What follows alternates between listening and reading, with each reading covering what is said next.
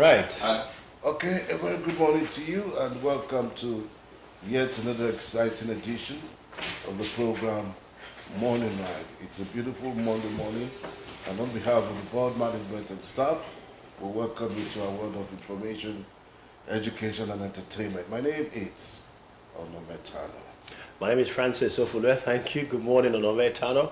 Welcome to Monday's edition of Morning Ride. It's a privilege to have you right there this morning. Yeah, I do hope you had a beautiful weekend. A very awesome weekend, one that involved working right here. But then we work and we enjoy what we do. That's why we're here. It's something of fashion and joy. So it was a wonderful weekend. And really, to me, there's nothing as exciting as when you enjoy what you're doing. Nothing exciting as that. It has to do basically with passion and perhaps ingenuity, in the sense that you love your job. Yes, you love what you do. Yeah. And you try to provide the best, your best capacity every time, render it to service, ensuring that you maximize your strength to bring out success and excellence in your establishment. And that's what we do right here on Delta Television, the People's Pride. Yeah, we would have been on the picketing this morning, but we had to allow our producer take his leave because the NLC is an issue that has been trending over the weekend. It's calling on all labor and affiliate unions to come out this morning as early as 6 a.m. to picket BEDC, and it's a total failure for me. But I don't know, it's like BEDC knew that something was in the offering for them, because I just suddenly started enjoying light. Yeah, people, I think the power supply is getting better. Perhaps they have been listening to Deltans, they've listened to us on television and radio, hearing everybody bemoan their terrible service. But what we even describe as having a peak in power supply is not even good enough still. But what can we do? We're managing the little. We're in a country where if you see 24-hour power supply, you become worried.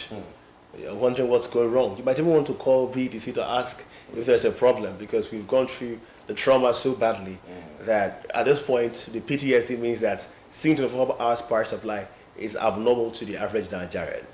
Yet, what they give us now, not enough, but still we want more.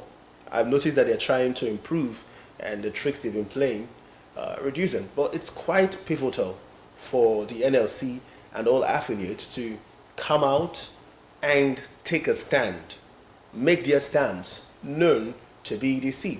It's important that that happens, because whether we like it or not, this affects the workers that are working under the NLC. Those who voted for the members of the executive of the NLC are part and parcel of those who are victims to the abysmal power supply that we receive on a daily basis in this part of the world. So it's quite important that the NLC take a stand very strongly and ensure that they get things done. Even as far as it concerns the price of, or the charge for electricity, I'm hearing that they're asking for a reverse in the hike of electricity to 65 naira per kilowatt, which sounds very good. But let us not forget that even as we understand that the price should be low, or the rating should be low, what Nigerians need mostly, first and foremost, is constant power supply. Power supply that ensures we do not depend on generators, that we don't need standby generators, or standby generators to come indeed standby, not electricity becoming standby electricity while generators become our power generators. It becomes that's a big problem that we have. So when we have proper electricity, we can begin to look into whether the monies are going higher. Nigerians could understand. I'll tell you a story that happened to me once upon a time when Asaba, the state capital, enjoyed 24 hours power supply for a period of time. I've forgotten, some years back, a couple of years back, during the former governor's administration. And the town enjoyed 24 hours power supply for a couple of months. I can't forget. And I was in a tricycle with some people discussing, and somebody just cracked a joke about not paying his bill. He said, "I've not paid my NEPA bill," and he was almost all the impunity. He was almost beheaded in that tricycle. I was the only person. I was on the front seat. I could just see how the tricycle rider, the keke rider, was turning his head backwards, hurling insults. The other two passengers by his right and his left side were going to crucify him. They were strangling him with their words, and they were very irritated. They said, "You must pay. Look at what we enjoy." So this is part and parcel of how Nigerians think. If you give Nigeria good service, the average Nigerian good service, he pays for that service. He sees it as criminal not to pay for the service. So one of the foremost important thing is we don't want to know about this class A, B, C, D or D thing. We want to see proper power supply.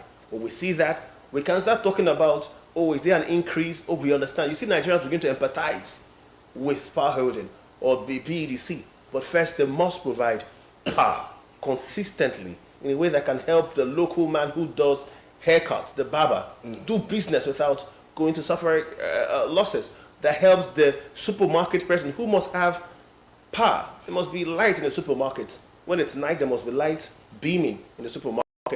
And the prices are the same with the person who doesn't have to use the generator, who have to stay in darkness to sell those little petty things that they sell, at the supermarket. You still have to put on the generator. So they incur cost on these people, and they still have to pay bills. So it's quite pivotal that the NLC takes a stance, and the life or the cost of living in Nigeria, Delta State precisely, is better off. Okay. Yes. So moving forward away from Delta, issues that are actually trending over the weekend to me, it was a presidential visit. Even though that, according to the British government, they were not that the visit wasn't in conjunction with the system, but the Dutch and Duchess,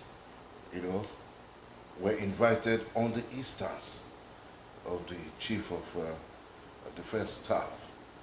To me, it was a weekend of fun, because I think for the first time, the Duke and Duchess of Sussex visited Nigeria over the weekend, and the visit lasted for about 3 days. The purpose was to promote the Invictus Games and to meet with injured service personnel and various officials. Part of the itinerary for the activities included a mental health summit, a cultural reception, and a charity polo match for wounded war veterans. You needed to see, the sight and sound of the 3 days visit. To me, it was an icing on the cake.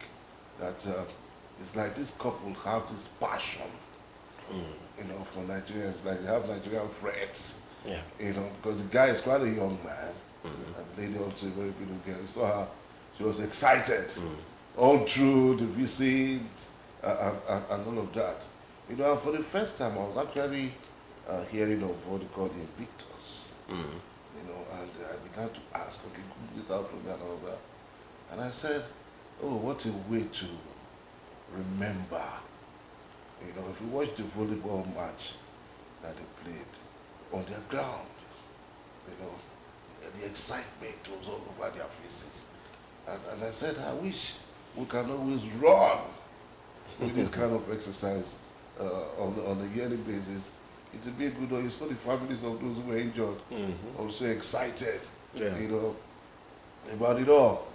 So to me, it was a win-win.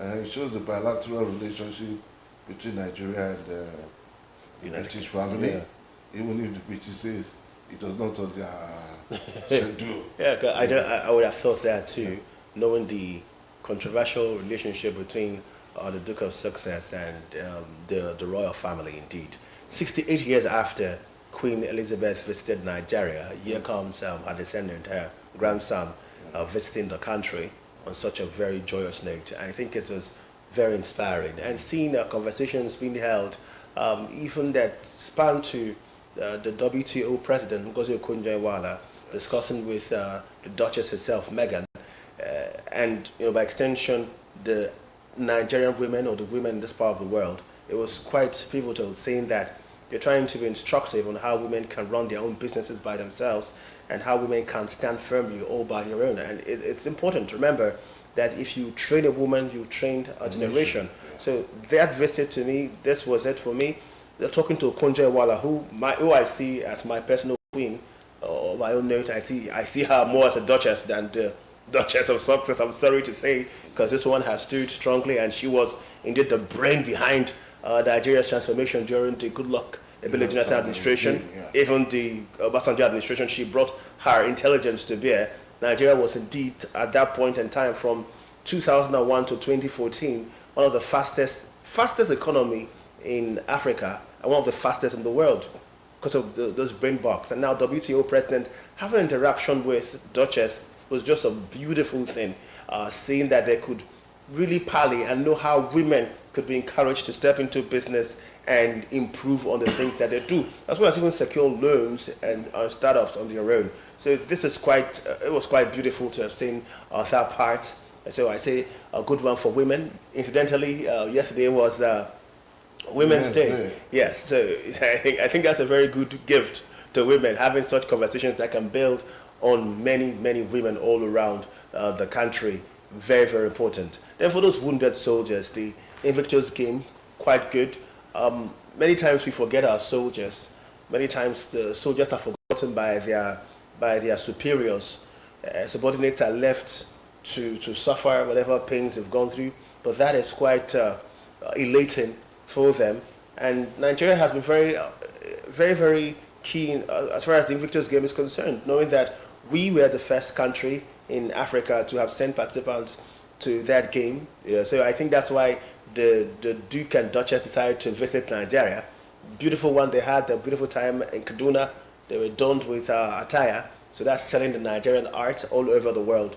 That's a good one to see. But then, while I see that as just a breather for Nigeria going through dire situations here and there, I think that other situations are still compelling Nigerians to be depressed despite that visit. But it's a good one. It was a very wonderful one, and I'm glad they came, and I'm glad it went well at the end of the day. Yeah, I was actually excited about it all because 68 years down the line, and I'll not be surprised that. Okay, yes, he's not up to 68. No, so he wasn't even born when his grandmother visited. The beautiful Queen Elizabeth II. He wasn't born then, but you see, the notable moments for me during the visit, where we saw Meghan praise our husband, so smart. The significance was Meghan, according to briefs, has a Nigerian heritage and has expressed her desire to dig deeper into her roots. So Bishop Ramney, she's not from Emevo. She's not from Oshimili. Asaba here. Asaba here. It'll be good. Maybe she's from Opanaba and from this area. So she can even promote our brand and promote the state. But it's okay. We've seen many actors who've come and realized that they had our heritage or they have their birth can be traced to Nigeria. I think Wesley Snipes had that too. We've seen different actors do that. It's good. It's good to me. But I don't really bother myself much about these things. I just see them as shenanigans, really. It doesn't bother me. What bothers me is to see a relationship that could earn monies to Nigerians, that could make Nigerians survive through the turmoils that we are going through. It was quite good to see them come around, laugh around. I want them to come around and point at bigger issues, just as Okonjo Iweala had with the Duchess. Very importantly, look at bigger issues. Look at issues about insecurity and the rest of them. Have these elaborate conversations, really, rather than just coming here to have what I call tourist visit, coming around, getting all those champagnes and good handshakes and good clothes and everything, and then go back feeling elated. But I think that it's high time they started looking at other areas. Since we are going through some level of neo-colonization from the Western world, whether it's the United States or the UK, when they come here, they should try and have deeper conversations that concerns our security and whether it comes to social security or other areas of security. Yes, really. All right, we'll take a break now, and when we come back, it will be yet another Sports on Morning Ride. Monday's edition still runs right back.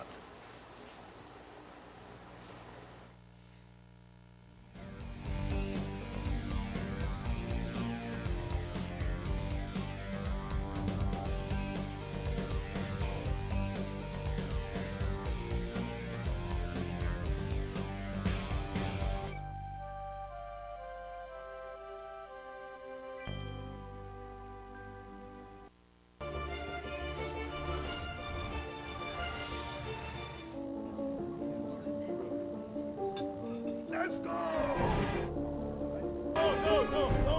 No. Let's go. If we continue like this now, where we go end? Bros, calm down. I know say it be like say all of us the best now, but more will not say any damage what we they cause now to our own state. And when we talk about our own state, we they talk about ourselves, about our family, our fathers and mothers, our wives, brothers and sisters, even our children. If we use our own hands scatter what we get as our own, now where we go call our own again? Now truth he talk. After all, Governor Sheriff, he don't promise say go do more for Deltans. Now wetin make us come dey fight now? When see our guy dey talk so, it makes sense. You see now. No be lie. We need peace today so that we go fit experience the more agenda. Meaningful development for all.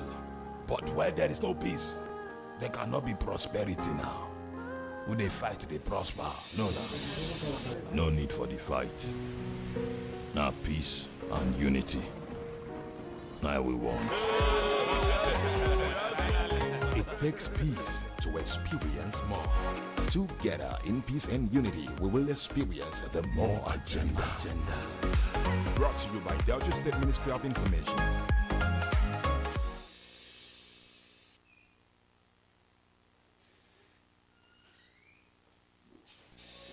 Hey, you see him now? Where our governor they say more agenda, you this ain't a joke. Indeed, now more for all Deltans. Yes. I even hear recently say our governor sheriff indoor go inspect the Orere Bridge for Ogilisad local government area. Oh. That's good though. You know say Governor Sheriff don't talk about the government. Hello. Of course now we did very happy for the university when our governor Sheriff did build for all Deltans for Ororogbe, Okwe local government area. You hear that? Chai! Our governor Sheriff now this month of May 29th, now he go complete 1 year for office. Yes. And it already the commission projects. For example, the Enwe Road for Isoko South. It a commissioner. Yes, I'm aware. Even the 5-story High Court complex don't be ready for commissioning to also marking 1 year in office anniversary. Sheriff is working, and according to the Commissioner for Information, Dr. Ifeanyi Oswafa, he said Sheriff don't promise say every local government area of Delta State will experience the more agenda. Wonderful. I mean, meaningful development. No doubt it don't already dey happen because before the MA for Orogun Road, motor self not fit dey pass am. But now it be like London Road. And make I tell you, our governor Sheriff don already line up numerous projects for inauguration to mark in 1 year anniversary in office. Hey, Governor Sheriff! I love Governor Sheriff because he goes for the burst. Take for example the ongoing flyover project in Warri. Man, imagine now Julius Berger handling it. I love the way Governor Sheriff is governing. He's making sure all projects are completed. More agenda. Governor Sheriff came prepared to govern with excellence. Brought to you by Delta State Ministry of Information. Hey, you see him now? Where our governor they say more agenda, you this ain't a joke. Indeed, now more for all Deltans. Yes. I even hear recently say our governor sheriff indoor go inspect the Orere Bridge for Ogilisad local government area. Oh. That's good though. You know say Governor Sheriff don't talk about the government. Hello. Of course now we did very happy for the university when our governor Sheriff did build for all Deltans for Ororogbe, Okwe local government area. You hear that? Chai! Our governor Sheriff now this month of May 29th, now he go complete 1 year for office. Yes. And it already the commission projects. For example, the Enwe Road for Isoko South. It a commissioner. Yes, I'm aware. Even the 5-story High Court complex don't be ready for commissioning to also marking 1 year in office anniversary. Sheriff is working, and according to the Commissioner for Information, Dr. Ifeanyi Oswafa, he said Sheriff don't promise So every local government area of Delta State will experience the more agenda. Wonderful. I mean, meaningful development. No doubt e don already dey happen because before the Eme for Orogun road motor sef no fit dey pass am, but now e be like London road. And make I tell you, our governor Sheriff don already line up numerous projects for inauguration to mark im 1 year anniversary in office. Hey, Governor Sharif.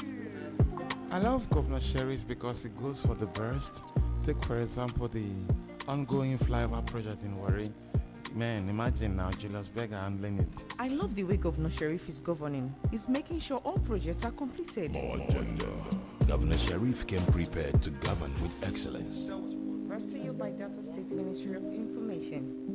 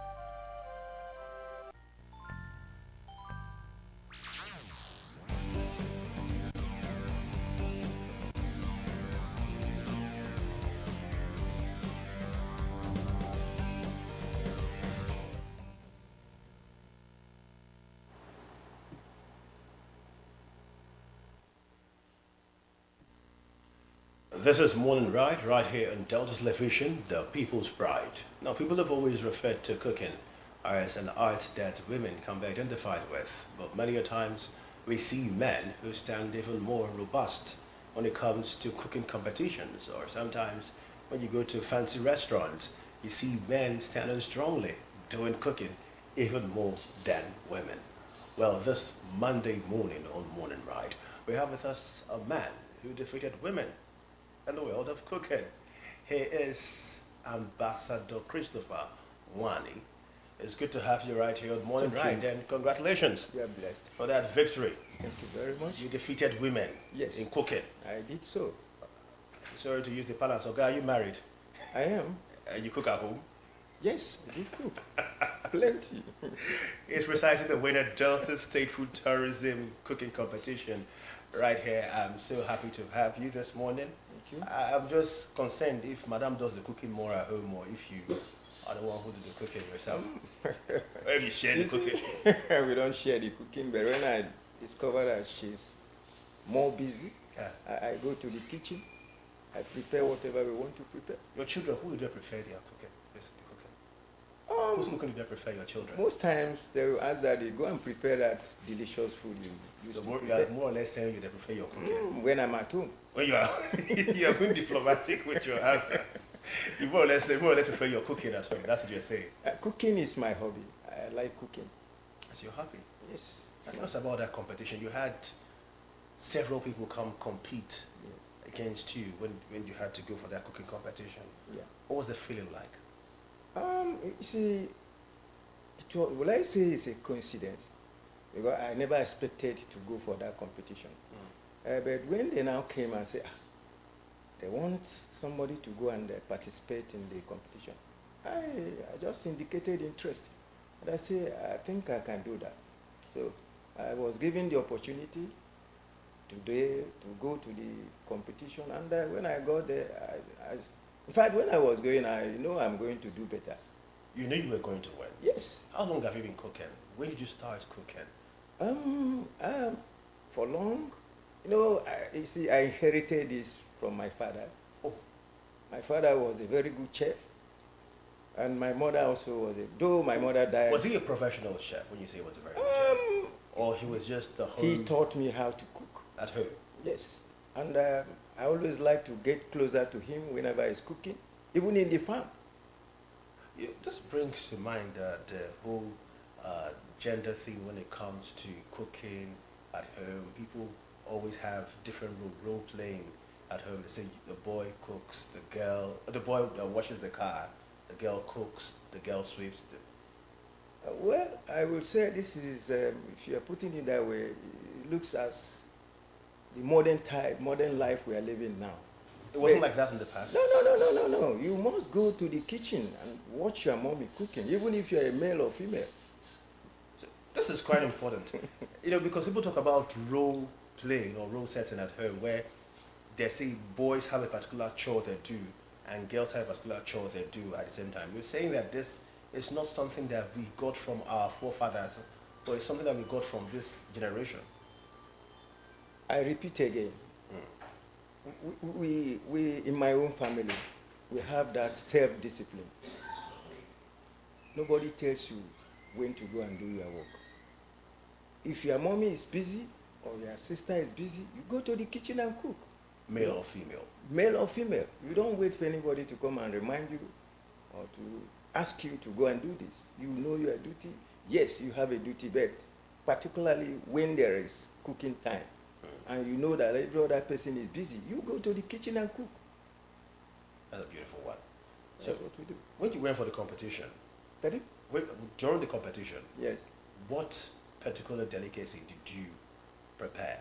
Yes, at the initial time, we have varieties of usani, other soup, but I decided to choose usani, egusi. Usani egusi is prepared with egusi and other ingredients. And on a second thought, I said, okay, let me do the usani of otais. But when I got to the stage, my spirit said, look, go for Osani Egusi. And by the time I started, the aroma triggered most of the people, most of the viewers, most of the people that came. They want to know what ingredients, because the aroma was much.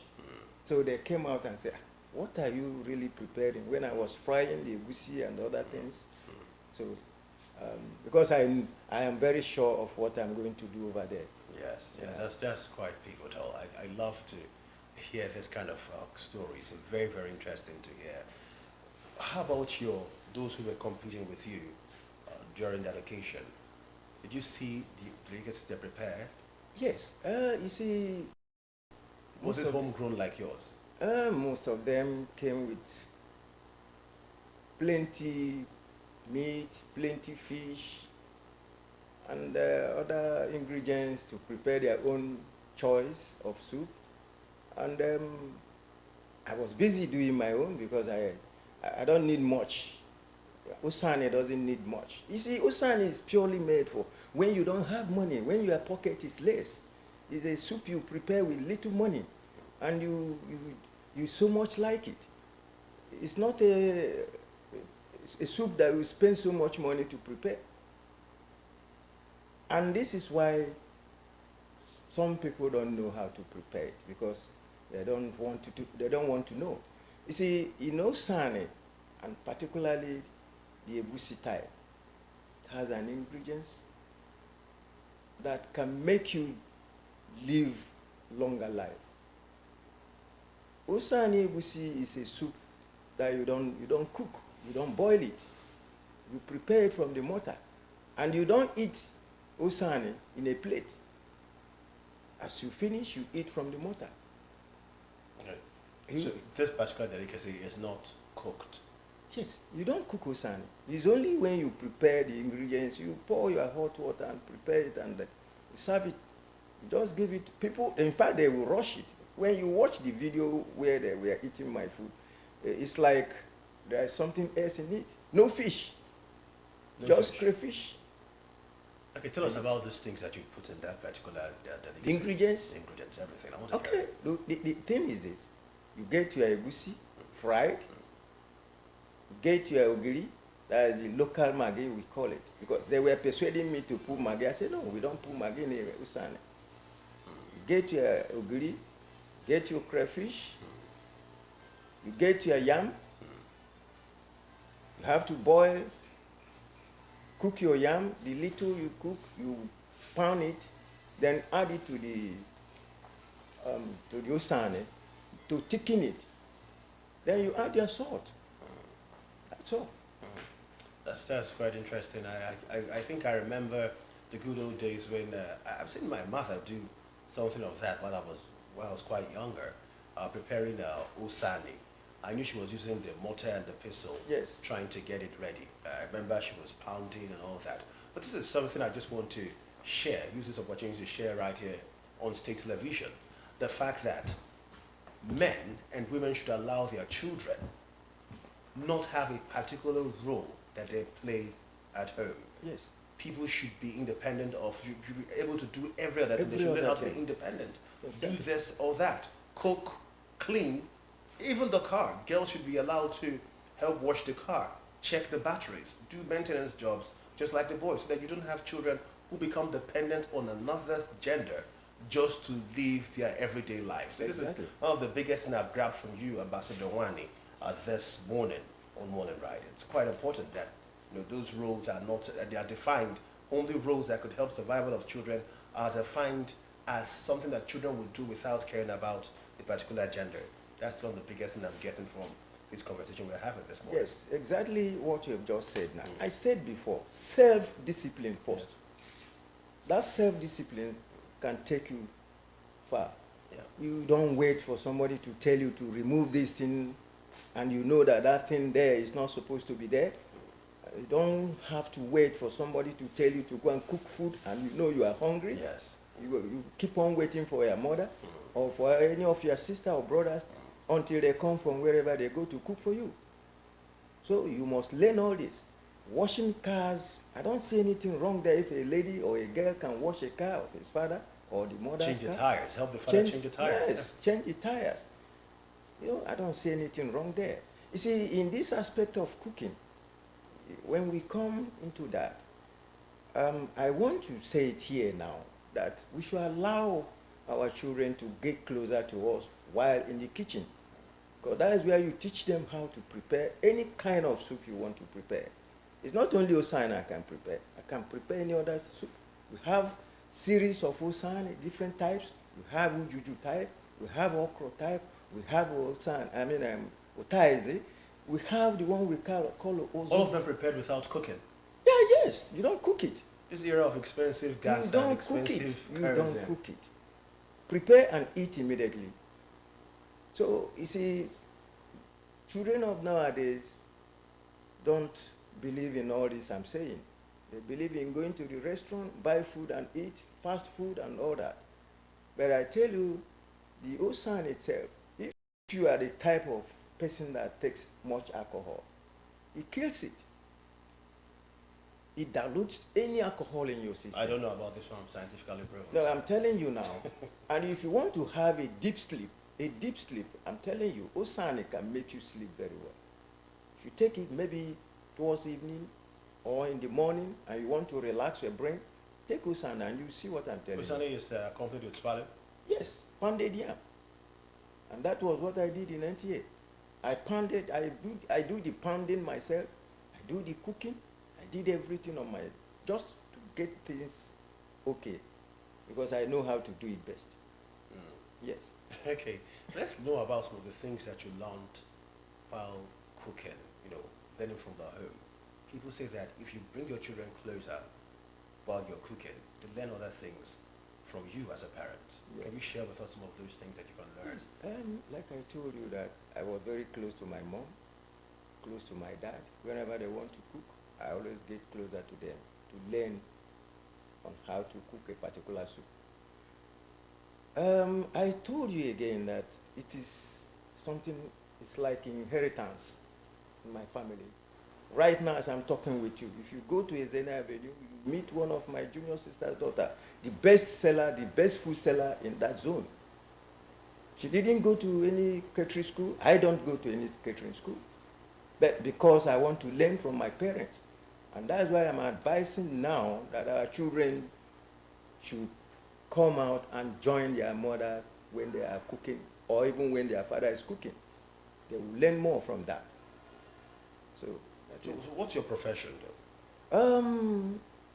I'm a retiree for now. I worked in post-primary education board and I retired as a chief clerk. But not only that, I'm a struggling man. Right now I'm into borehole. I do borehole. I'm a politician. Oh, that's interesting. Yes, I'm a core politician. I work in Ned Nwoko's campaign, constituency office right now. I'm one of the officers there. So I play politics. I merge everything together because I want to survive. That is Nigeria for you. So having won that competition, you have no plans to do something elaborate as regards cooking? See, they've been asking me of opening a restaurant. I said, okay, but I don't think I have time for that now. For now. So you went to conquer and you left? No, I'm not leaving. I'm going to inculcate that into one of my son is also a chef, my own first son. A professional chef? Or just a home He can chef? cook just like I do. Okay. Yes, he can cook just like I do. So, like I said, it's kind of inheritance. We have it in blood. In our blood, cooking is flowing every day, every minute, both morning and night. You don't think that this beautiful meal, Osani, that you described, prepared without cooking, is something that should be taught generally? People should learn it. An artist should even sell outside Nigeria, Yes. even around Nigeria. You see, I believe in teaching people what I know. If anybody wants to learn, you can come to me. I'll teach you how to prepare it. Teach you how to prepare other osani. It's not only egusi osani. I've told you before, we have varieties of osani. I can teach anybody who is interested to know more about it. Okay, that's quite interesting to know. Thank you so much. This conversation has been quite interesting. I've learned that we can train all our children to learn how to prepare everything, how to be good cooks, Yes. how We to should- take care of the house Yes. generally. Yes. Not just doing one thing, whether male or female. We should go back to our traditional food. Traditional food, I mean. We believe on all this Indomie, spaghetti, and all that. Eat a food, African food, Nigerian food. You see the difference in you.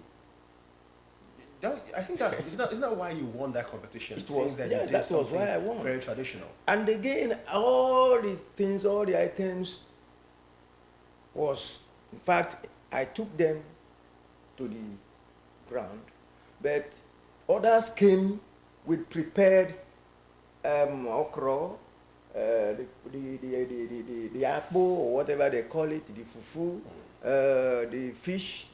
Some of them boiled their fish and meat and came down to the studio where the competition took place. But everything I did was done there openly, and they saw it. They were asking me. I told you when they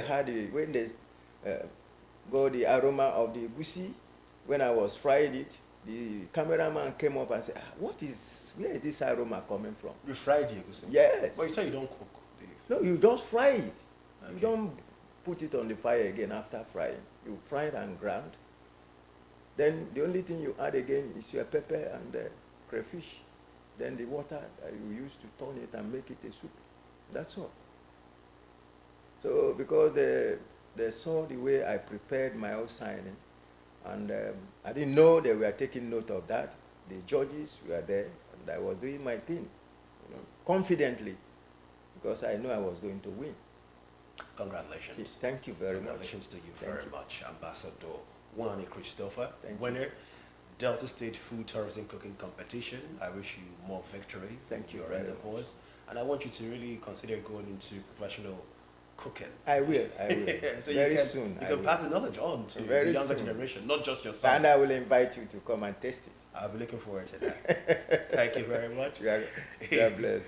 It's Thank a good thing to have had this conversation. They say what a man can do, a woman can do better, but this time what women claim to do, a man has done it and won in that competition. Thank you. This is not to Thank you. bring down the Thank you status of very women much. at all. I'm Thank glad you so having much. you today. Good. The ride continues, morning ride. When we come back, we shall look at the papers this morning. Do stay with us right here Thank you. on Morning Ride.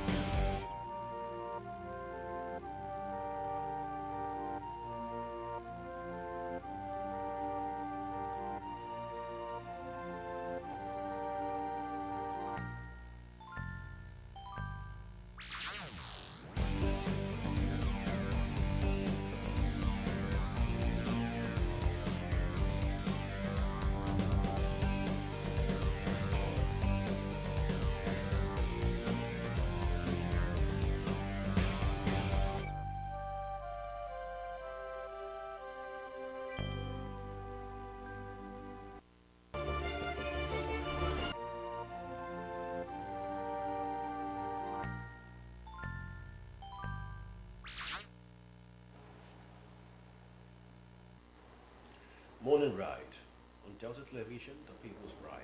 We now look at the papers this morning and see some of the stories that are making the headlines. We'll first start with the Punch newspaper. With me in the house is analyst right here for us, Anita Egeri. Good to have you. Good to be here. I've called you our analyst, so I'm claiming you as part and parcel of this particular establishment. Because you are a usual guest. Thank you. And you profile your ideas, yeah. So let's talk about some of these headlines that we have this morning. We're not going to do the usual. We're going to break past that this morning. We're going to do something different. Read out some headlines, and Anita gives us his candid opinions, thoughts, and perceptions about them.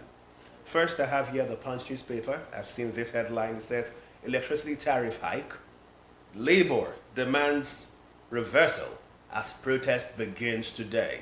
I'll tell you something that some of our personnel have already gone to handle that protest. Let's get back to the studio and let's talk to Anita Egeri because we are going straight up.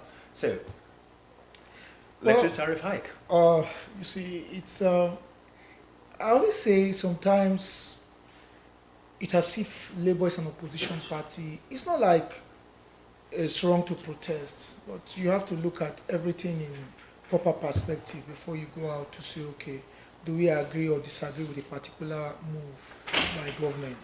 First, we must realize that that sector, the electricity sector, the government is attempting to completely deregulate it so that already it has been broken down into three: transmission, distribution, and generation.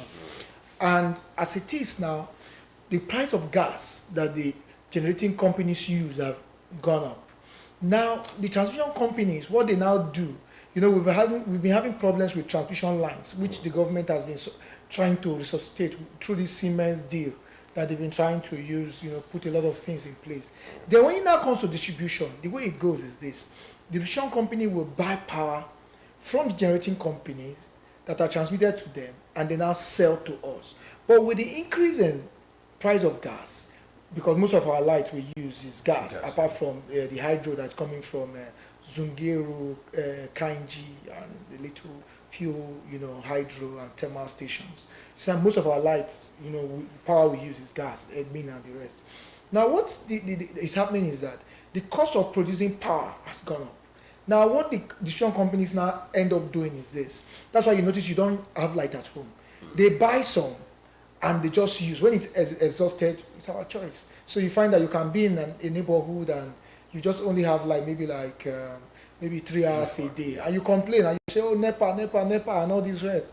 But you find that you cannot have light if there's no money to pay for gas, because over time government has been subsidizing this, and what like government is saying, they can no longer continue to subsidize it. And what is happening is that in that sector, private sector, a lot of investors won't come in because they know they cannot break even, so there's no need. And so what they're trying to do is, because every time I say, when you don't look at the real issues, you begin to protest every time as Labour. Now, the real issue is this: when there's no power, you and I buy petrol, we buy generators. I was going through it until 2 or 3 weeks ago. Some people in my neighborhood used to buy about 5,000 naira petrol a day. Yeah. But now, fortunately, we've been taken to another system where we have about between 20 to 23 hours of light a day. And now I don't buy power. Now, I don't buy petrol. If you were to now multiply how much I was spending a month, I used to spend close to 200,000 naira a month. But now, no matter how much I don't spend it on power. But it's just like every time we must protest. I think Labour should sit down and ask, what is the cost of this thing really? It's not about whether they increased it. What is the cost? That's a very strong question. It is the cost. You cannot tell somebody who uses 100 naira to produce something to sell it at 5 naira. No. Who pays the 95 naira? So the Labour wants some form of subsidy. That's what Labour wants to continue. But how do we know where the country is at present. So we must look at a way to have soft landings somewhere rather than just every time we want to collapse the country. Okay. Thank you so much. So I hope that Labour hears this one too and makes the necessary move that could help really make Nigeria better for the rest of us. Now, the big story that trailed last week was the cyber crime levy. This day newspaper captures the headline saying, Presidency, Tinubu suspends cybersecurity levy to prevent overburdening Nigerians. Let's hear your thoughts. No, I think the banks are getting it. Whoever looked at it didn't look at it very well. I have accounts I don't even have in ATM, but every month they collect ATM maintenance charge. Very true. Most of us. Very true. We must ask ourselves, what do they use these monies for? There are always charges. I transfer an amount, you take from me. The person who's receiving, you take from the person. So what are they using these frequent deductions from our accounts for? So I think it's high time we begin to audit these banks, but they keep making humongous profits, and nobody really knows where you are charging me from. Every time you open your bank to check your balance, they've already taken something. So why don't you use that for cyber? Because I think they need to protect Nigerians even from the banks. It's not only about protecting our accounts from cyber attacks. The banks too are attacking our accounts. So I think the president has done the right thing. They've really overburdened the banks. I think it's high time we look at it. They are making so much profit when, as a country, we are talking of, you cannot see those profits being translated into the economy. So the banks have to really explain a lot. Why are all these charges when the ones you are taking, we are not seeing what you're using it for? I was talking to someone about cyber security levy, and the young man told me, please, they should make it optional. Do you want to pay for it? I say no. No, they didn't even make card maintenance optional. I say I don't have cards in some of my account, and they are collecting card maintenance fee. How? What are you maintaining? So we live in a society where people don't really ask questions. So nobody holds anybody to account on what they've done. These banks need to do a lot of reforms for Nigerians. People have also blamed the presidency, the CBN, the NSA. They didn't do proper research or didn't properly study the whole cybersecurity levy or the whole cybersecurity bill act before they came around to pass that circular on Nigerians or to Nigerians. They've blamed them for being insensitive about the time. No, I think they did. I think they studied it. See, let's not shy away from the fact. Cyber fraud in terms of accounts, crazy. A lot of people go through it. If you've not gone through it, you will think it's a joke.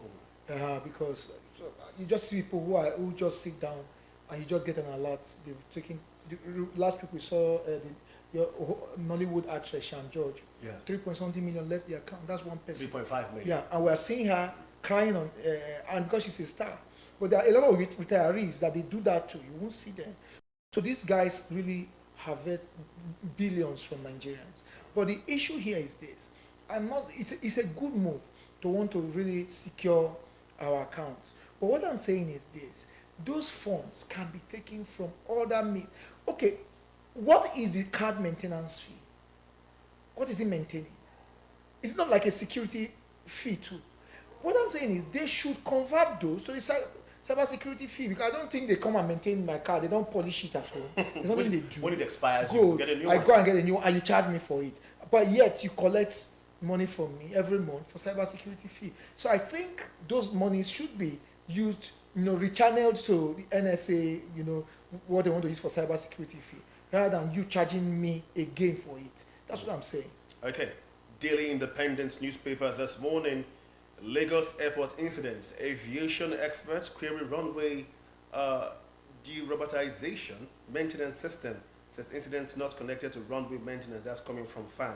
But let's not go deeply into that. Let's look at another story here on the Daily Independent. It says NDLEA intercepts 3 trailer loads of opioids, seizes 3.5 million pills, 344,000 codeine bottles. That's on page 7 of the Daily Independent newspaper. It looks like the NDLEA has been up and active, in recent times. They've been doing so much. We hear about seizing, stopping, taking action. Yeah, but let me tell you the painful thing here. They are doing so much, but it tells there's another narrative we must look at. In time past, Nigeria was a transit country. People take drugs through Nigeria. Yeah. But if you see the quantity of drugs we are seeing now, it means Nigeria is a destination country. It means Nigerians are now using these drugs more than the drugs were being trafficked through. So that's a big negative for us. They are doing so much. But let me tell you one thing you must understand about drug trafficking. Yeah. They put in so much. So what you are saying, they might pick maybe 2 trucks, but they've put in probably 20 trucks in there. So you are seeing they're not relenting on it because there's so much profit in drug trafficking that they are willing to lose some while still putting out so much into the market. But the truth is that we must be very careful. The country has become a drug using nation. It's no longer a drug trafficking or transit point. Neither is it a drug producing country as that. But it's now a drug consuming country, which means that violent crimes, different kind of, you will start seeing them because those are the things that are associated with drug trafficking and all the rest. So the NDLEA has to do so much more than what they are doing because it actually destroys nations. It's time to get the root of the problem. Yes, Get to the roots now. because it means that there are cartels in the country that are doing it, and before you know, you start seeing people attacking judges and policemen because they want to they want to protect that their huge investment. Because what you are seeing there is billions. What you said is very solid. People have said this several times that most of the crimes we see in countries are mostly influenced by drugs. People would not do some of the things they do without the influence of drugs. Now, still on Daily Independent newspaper, a story that has really had the whole country talking recently. Tinubu won't take sides in Rivers' political crisis. This coming from the presidency. Tinubu won't take sides. And then the writer says he would not allow anybody frustrate Rivers' government. Wike allies protest, warn Fubara to steer clear of assembly quarters. This drama is lingering too much. We thought we had a constitution that we understood, that was everything in black and white, or whatever color of pen they used, but we thought we had read the constitution clearly. And part of what I thought I understood is that if lawmakers say they are defected from a party without any ruffle in that party, then they should actually step out in that position until the election is done. But what are your thoughts about this whole drama? Am I getting it wrong somewhere? Is there something that is not well translated? What's up about this? I think it depends on the side, whoever is giving the narrative. You might want to take a side. Even the law too, when it's interpreted, it depends on who chooses to interpret it and how that fellow decides to interpret it. But I think Fubara and Wike, they are playing very funny politics, in the sense that, funny but dangerous, in the sense that I think somehow Wike, though, looks more matured in a way, because why would I say that? Fubara is, remember, they defected from one party to the other, and normally the case went to court. Who accepted them when they came back? You see, you have to be very careful about what you give in to at times, because if you give in too much, at times when you are trying to take it back, you might not have enough back, because they've been too much of trying to give and take to allow things work. And so some who are, because of the same, they said it was gentleman agreement to let it go, they've allowed certain things that have distorted their system. So you are now finding the people who, probably because of the fact that, okay, we want to let it work, they try to do a gentleman agreement, it's not working, they are trying to come back to the constitution after you've gone the other way. So you've given too much, now how do you take it back? So the problem there is that, like I have been saying when this thing started, it is Rivers people that will suffer. It's not about, but for instance, the state is, I don't know if they still have a budget yet, because he passed one phony budget. I don't know if they have a budget. So they have issues. I think what they should have done, in my opinion, is when this thing started, because what started was just an issue of ego that we have taken it out, it has gone out of hand now, is they would have looked at the fact that first, what the president said is true. He tried to broker peace. Though, because of political affiliations, people felt, oh, he was supporting Wike. But remember, Fubara is in PDP, Wike is in PDP. When they did their when they met at national working committee level, they were in the same place. So are you saying Tinubu is in charge of PDP now? So I think somehow they missed it. The political party, PDP, since it failed to push Wike out and still assess Wike as one of his own, should have done what is right. Bring these two men together and look for how to settle the case. But as we see it now, PDP seem to be uninterested in what's happening in Rivers, because we are not seeing, except they are doing it on the ground. Then we have the tribals sentiments there. So I think the biggest losers there are the Rivers people. Then too, Fubara is getting, in my opinion, too involved in playing a role in legislative issues. First, remember the issue of how the House of Assembly was destroyed. Now you are going to, you see, there are certain things you don't, even if you want to do it, you don't show your hands there. You can use other avenue, not you going in person. I think it's beginning to look like he doesn't really understand what a statesman is. They do dirty things, but you don't need to do it yourself. So I think the way they are in Rivers State is going to be, we are not seeing it yet. It's going to get worse. And the people of Rivers State are going to they're going to be the biggest losers. You say it's going to get worse. Will they get to a level of violence? It will. It will.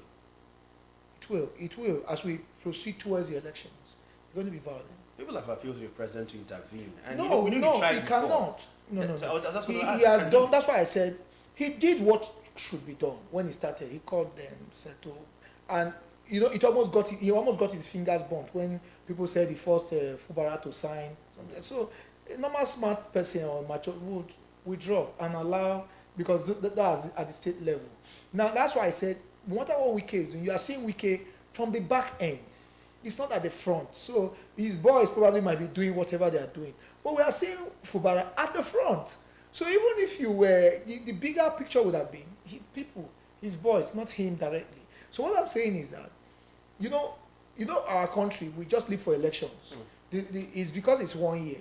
So we still a bit calm, despite we see the water being, disturbed. But wait till it gets to 2 years, probably 2 years, 6 months into his administration, you will see another ball game. Rivers is going to go through a very, very bad situation, except something is done quickly. And nobody can even blame Wike so much. He's still a member of the PDP. That's what I'm saying. People are saying he's affiliated to the APC. That's why he's Those still a are member of rumors. the PDP. So the PDP should call the two of them to order. Because if the president talks, you will say is APC trying to. But there are some who said Wike has become bigger than the party here in Rivers State. So that's the problem. So the party at the national level must look for a way to, settle the situation. That's quite interesting. They should settle the situation very quickly. To draw us back a little, budget SERAP, 136 Nigerians sue CBN. I know you'd like to hear SERAP. They want court to stop Tinubu from imposing cybersecurity levy on Nigerians.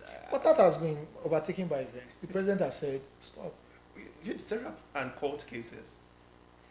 It's At some point, it looks like Nigerians don't even try. When you hear SERAP going to court, you just expect the case to die off or just gradually fade off. No, when we were in school, they used to there's one story they talked about the whipping boy who used to talk about the lion is coming.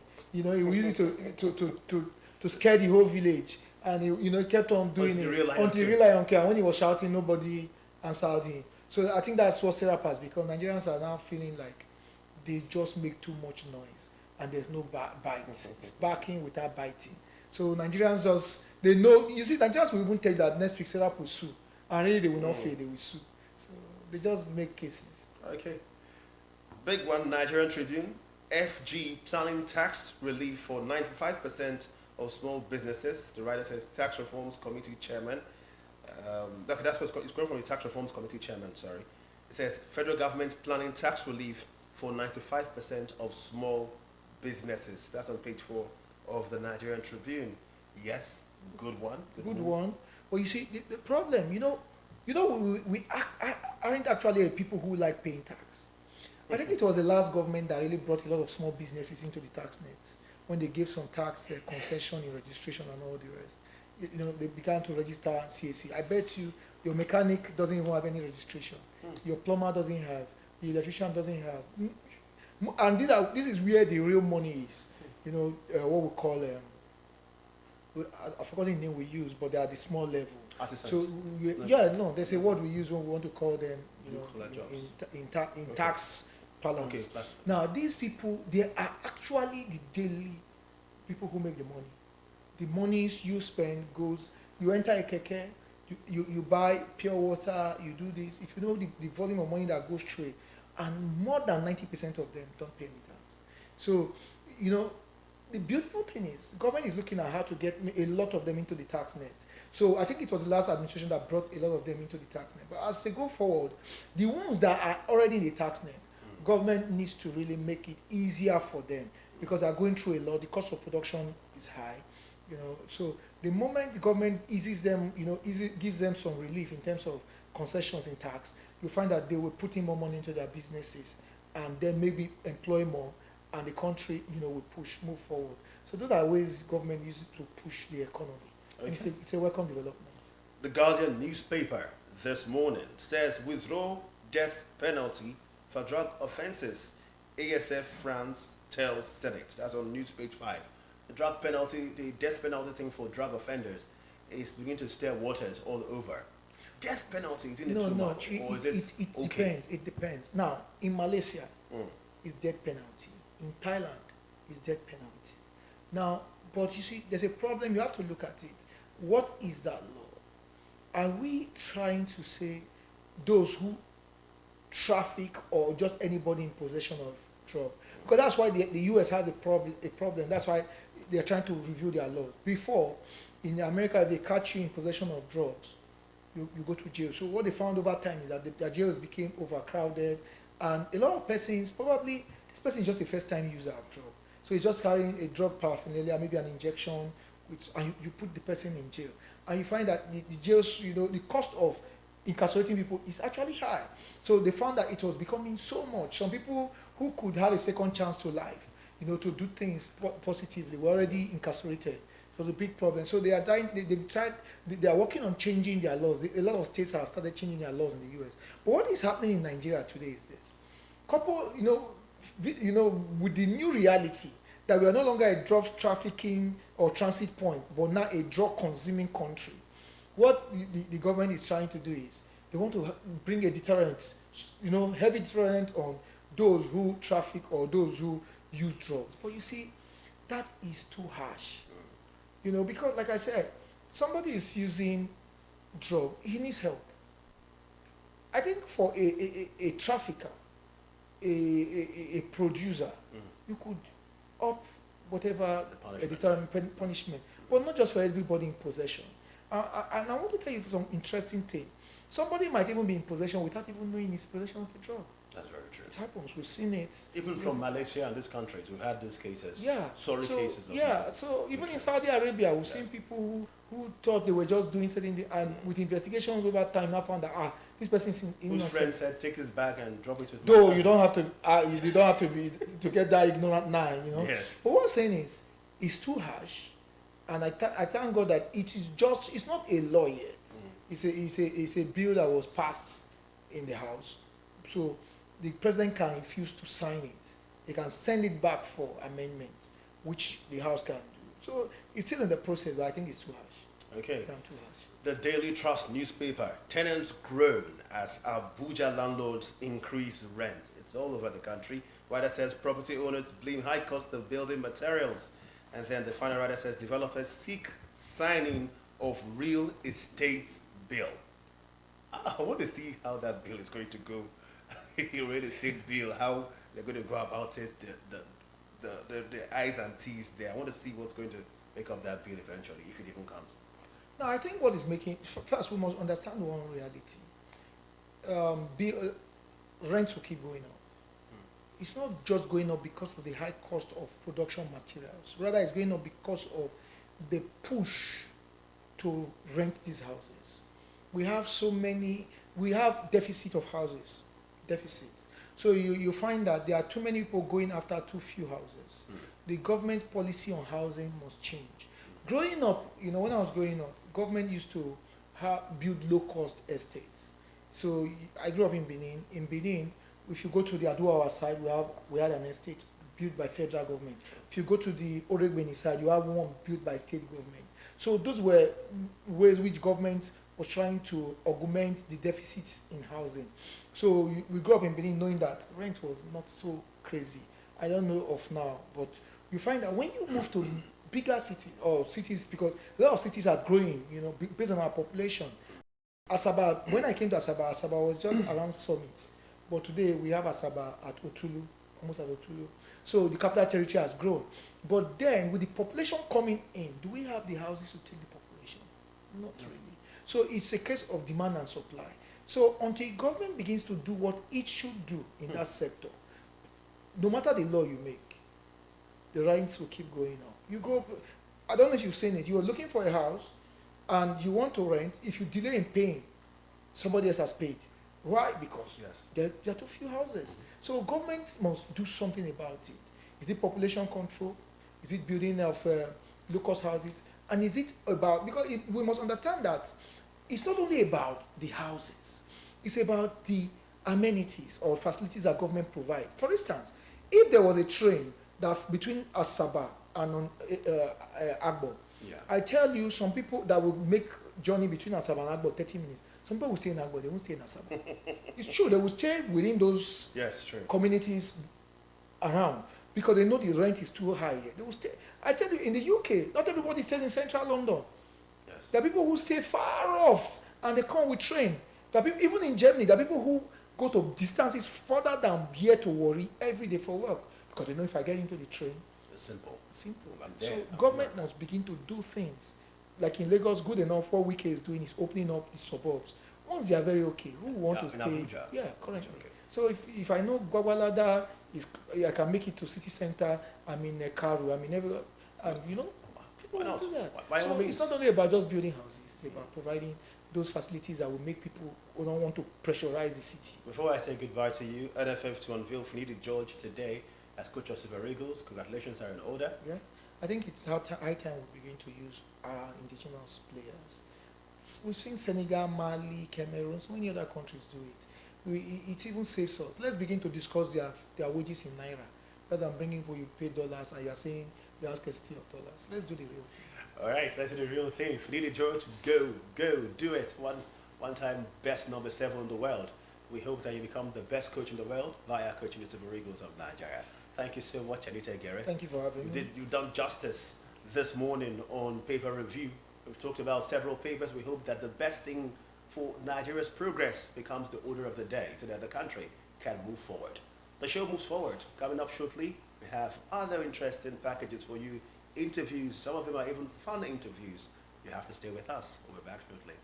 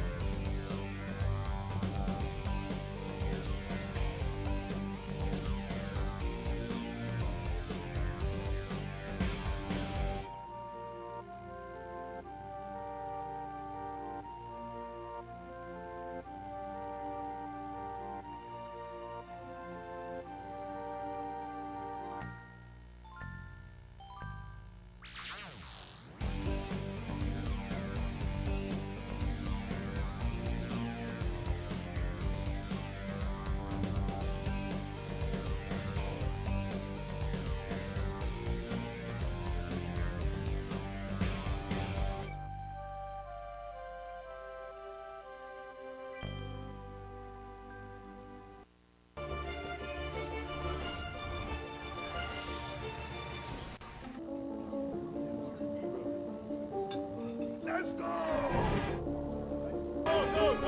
No. Let's go. If we continue like this now, where we go head? Bros, calm down. I know say, it be like see all of us the verse now. But more will not say, any damage what we they cause now, not to our own state. And when we talk about our own state, we they talk about ourselves, about our family, our fathers and mothers, our wives, brothers and sisters, even our children. If we use our own hands, scatter what we get as our own, now where we go call our own again? Now truth it talk. After all, Governor Sheriff, he don't promise say go do more for Deltans. Now wait till make us come dey fight now. When see our guy they talk so, it makes sense. You see now. No be lie. We need peace today so that we go fit experience the more agenda. Meaningful development for all. But where there is no peace, there cannot be prosperity now. When they fight, they prosper. No need for the fight. Now peace and unity. Now we want. It takes peace to experience more. Together in peace and unity, we will experience the more agenda. Brought to you by Delta State Ministry of Information.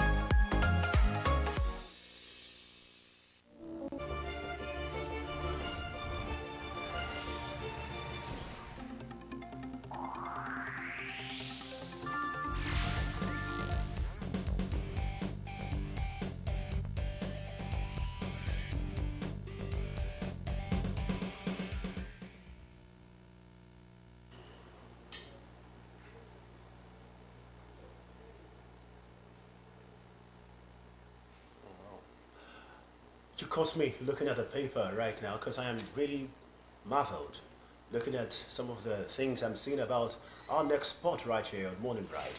Has got me asking myself, how am I going to conduct this interview without being starstruck myself? Ladies and gentlemen, the lady who has arrested my attention is a policewoman, but not just a policewoman. She is a sports person and who indeed brings pride to Nigeria. Her name, Gladys Gripa Tompara. She's a dedicated policewoman and a female cyclist for Team Nigeria. It's good to have you. Thank you very much, sir. It's good to have you. And I am excited because the set is looking clearly golden. This is golden. I see all gold on this set. Yes, sir.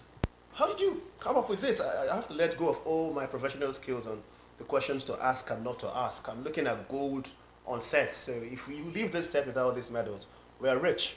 Yeah. Because the set is golden. Yeah. How did you do this? I started 2009 as a young cyclist. They brought me up from the streets, and that's how I become. You said the streets. How do you mean the street? I also grew in the street. I don't have these medals. Yeah, I was brought up on the water side. Water side? Yes. How does a water side person learn how to be a good female cyclist? Like now, my mom is a sportswoman in her own. That was how I got inspired from her. She always tell us I'm good in running in my school days. Just that I don't have any supporters. That's why that was how I inspired from my mom. And I saw cyclists when they were. I was like, when am I going to be a cyclist? That was how someone introduced me to cycling in 2009, and I started my career. I went to a championship in Garden City. I came as a junior. I won the junior race. Then the Garden City National Sports Festival, that was 2011. I won 3 gold and 1 silver. Same thing, I won 3 gold in Echo 2012. I won 3 gold and a silver medal. That was how my competitions, how I always get inspired, and that's my mom supports me in so many ways. Even till now? Yeah. Mom is girl. Yeah, my mom supports me in my career. I'm proud of her because without her, I won't be in this level. She should be proud of you too. Yes. And that's how I went to 2015 All-African Game. I was the one who led the team to win the gold medal in the team events. And I won silver medal to road race. You're a policewoman. You chose to wear your sporting attire this morning. It's okay. You've still arrested my attention. It's okay. It's fine. How do you mix it up? Being a police and being a cyclist? I joined police, that was 2019. It was through the sports I got connected to the police, to the organization. And that was how I was in training school when I went to the police game. And I make the first headquarter proud. I won 5 gold medal in the police game. Same thing in Uyo, I won 6 gold medal. In cycling, I won 5. In triathlon, I won 1 gold. Have you ever lost? You just keep saying gold medal, gold medal, gold medal. It's all you African do. Championship, the conclude African Championship in track in just this January. I won gold. I won 2 silver. Oh, 2 silver. And 3 silver and 2 bronze. You know what I'm asking about losing though? Because motivational speakers have told me that if you don't lose, you will not know how to win. You know, so have you ever lost to learn how to gather all these glories that you've got on our table? You know, in cycling is all about, I have so many people I'm looking at like a professional. They always say, if you lose, you don't feel bad because that's a lesson to you for you to meet up the next one, the next event. Like me now, I started early as a champion and it continues like that. You said that with so much confidence. I don't come back with an empty-handed. I'm the kind of person who have that bold, even despite that in a race, I have that gingering spirit, like, let's go, you push my team, you push, you stop all this, just make sure you like work out, just make sure we have to win a medal, we have to go back with medal. And truly, when I ginger like that, I'm a gingering person in a race. No matter how, I always ginger my team. I don't want them to slack. I hear, when I want to translate that, I would say self-motivation and discipline. That's how I like to translate that, what you just described about your personality. Or what would you say is your secret to have grabbed all these trophies, all these medals that I'm going to snatch like one or two when we're through with the show this morning? What would you say is your secret to have gathered all these things? My secret is all about training, the mind, the determination. Cycling is all about mind. How do you train your mind? If you have the mind of training, like most times I know the body will be weak. Sometimes your body will be telling you you're not supposed to do this, just that. You have to tell yourself, no, I have to do it. I have to get to this point. Yes. Because like there's a video I always watch. He always said, don't ever look down on yourself. You have to be bold, even despite you don't have the mind. Like sometimes, like now, if I'm training, I'll be having some thoughts. What are you suffering yourself for? Like, what are you doing? You're not. The other man will say, see, forget all this thing. Oh, you have to be there. You have to be proud of yourself. Your mother is there. Your coach is there. People are looking up to you. I'll just say, okay, let me do it, because my coach is always having that confidence in me that she's going to do this, and I don't want to disappoint her. My own is all about make her proud. Keep winning. Keep winning. Now, this picture here, one of your agents was telling me that this picture was first of its kind. I didn't even get to have a look at it. What's it about? Yeah, this is the IGP award, the National IGP award. IGP, Inspector General of Police Award? Yes, award. It was given to me last month on the 16th in Abuja. I came second runner-up.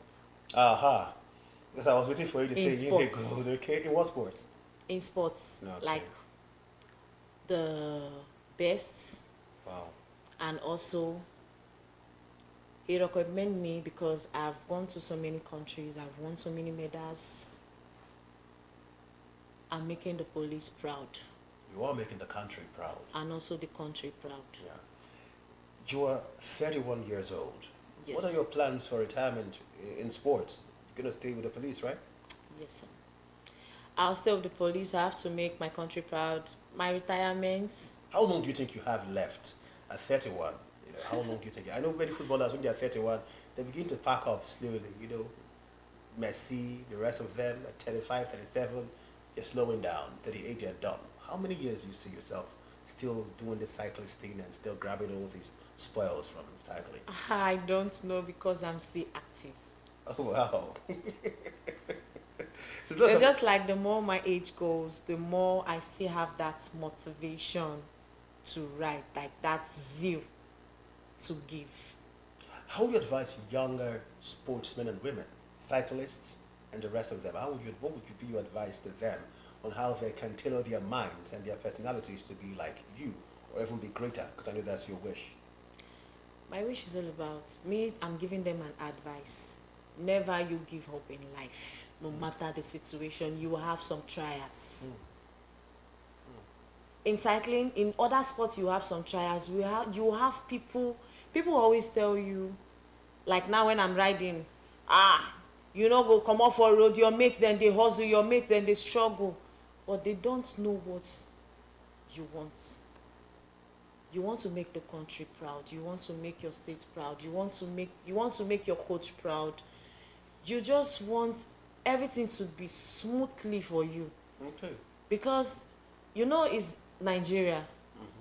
They don't see us as anything because it's not Europe. You know, we have so many drivers that has bad mouths. They will always bad mouth you. When you're cycling. Yes. They will tell you, I will kill you, I will jam you, come on for road. No way. But you just have to say, this cannot end my dream because I know what I want. I know what I'm aiming. When you go around the world, because I know you've traveled, you've seen the pictures, you just described the scenario in Nigeria. How would you separate Nigerian cyclists, sportsmen and women, from those abroad? What do they enjoy there differently that you wish we could translate into Nigeria? The difference is much.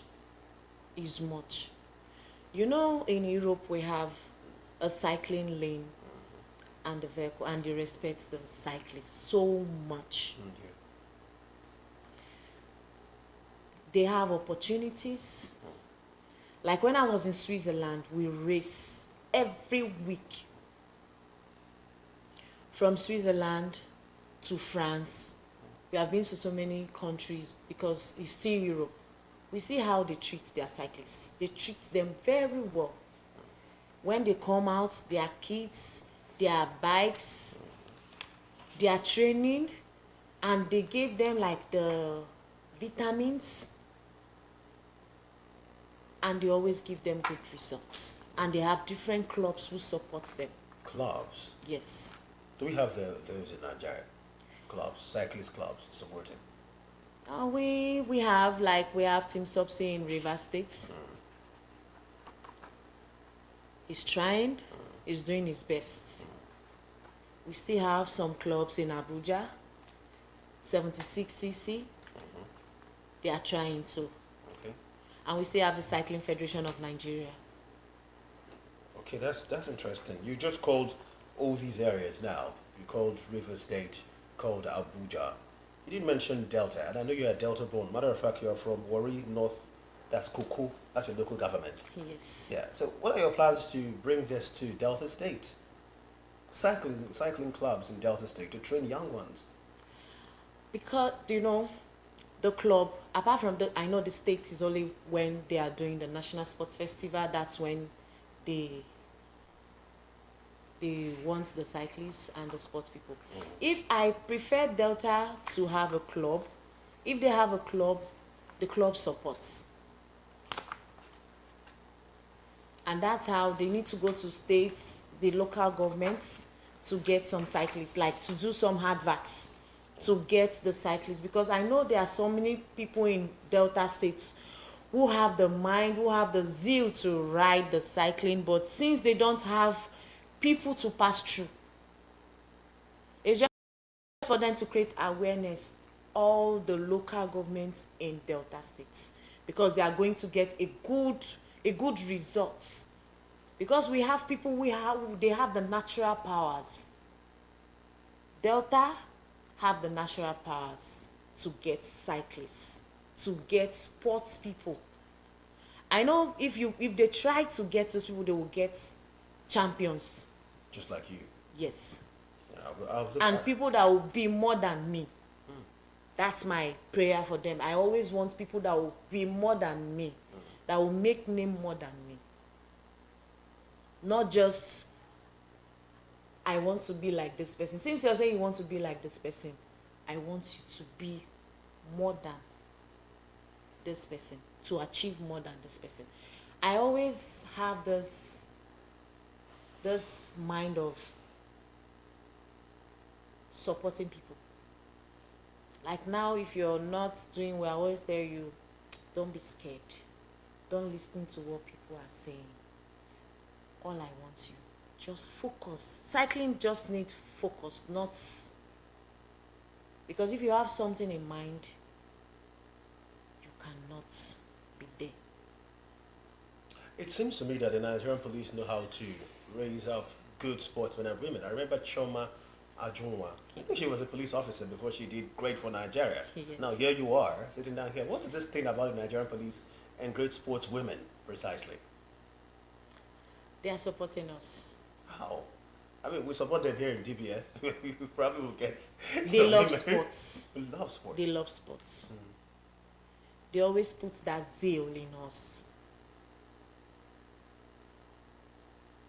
All right, that's strong. Among the pictures I saw on screen, I saw somebody tall, Ned Nwoko. Yeah, that's him. He was having a pose with you. How would you describe the support you've been getting from notable Deltans? Let's talk about the senator representing Delta North and others who might have come and given you a supporting hand to show you good gestures that have motivated you to continue doing what you do for the police, for Nigeria, and for Delta State. Yeah, I met him day before yesterday. Oh, that was recently. Yes. And he encouraged me. He said, since you're doing this, what you want to back it up is education. Oh. When I asked me my qualification, I told him SSC. And I said, yeah, because he has a university that's in his hometown. We went there, we saw the university, Sports University of Nigeria. Yeah, the sports university. Yes. So you're considering that, aren't you? Yeah, he gave me a scholarship. Aha! Congratulations, Eric. Oh, that's you. Thank you. So what course precisely there would you be doing? Mass communication. Aha! Look at my colleague, my future colleague talking. That's a very good thing, a very beautiful thing. Gladys Gripal Tumbropa. Yes, sir. Yeah, it's a very good thing to have this conversation with you. I'm so delighted, Thank you and I very wish much. you all the best on your journeys. How many medals are these, by the way? We have 32 gold medals. Wonderful. We have bronze, we have silvers, both international and local, like national sports festivals is there. We have the police is there. This is the one I won, the best in cycling female. That's the police game in Uyo. Oh, dear. That was 2022. So would rate you number one cyclist, female cyclist in the country. Yes, sir. Yes, sir. Thank you so much. Thank you so very much. It's been a privilege to have this conversation with you. Thank you. And indeed, I've been inspired doing this conversation really. I wish you all the best. Thank you. Thank In you. your own voice. All the best, really.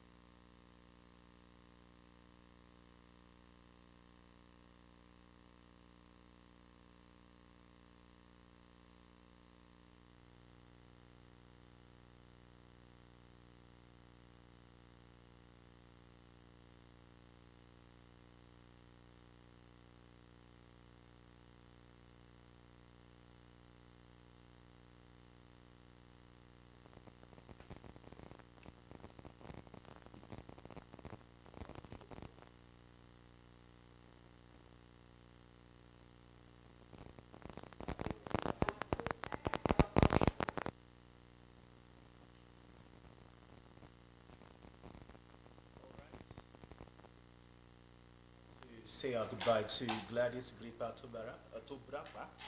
Tumbrakba. I have to call your name right. Okay. Before I say goodbye to you, what are your plans coming up from now?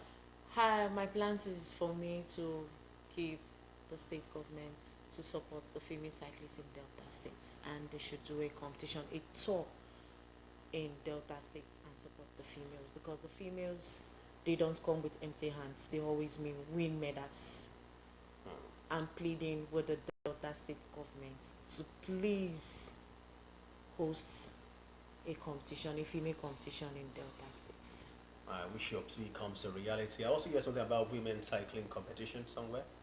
Yeah, they have a competition in Abuja next month. Okay. I'll be looking forward to that. Yeah. Women's cycling competition next month in Abuja. I hope you go there and you do what you do best. Grab the medal until you bring other great Deltans who will continue from where you have stopped. Gladys Gripa Tongrapa, thank you so much for being right here on Morning Ride from Warri, North Cocoa precisely, right?